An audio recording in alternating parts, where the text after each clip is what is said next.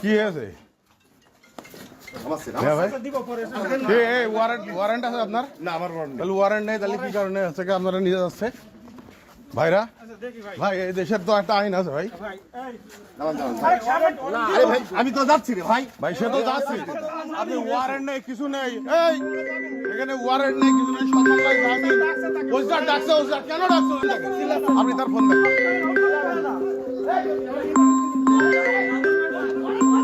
ওই ওয়ারেন্ট নেই, আসামি নাই, ওই আসামি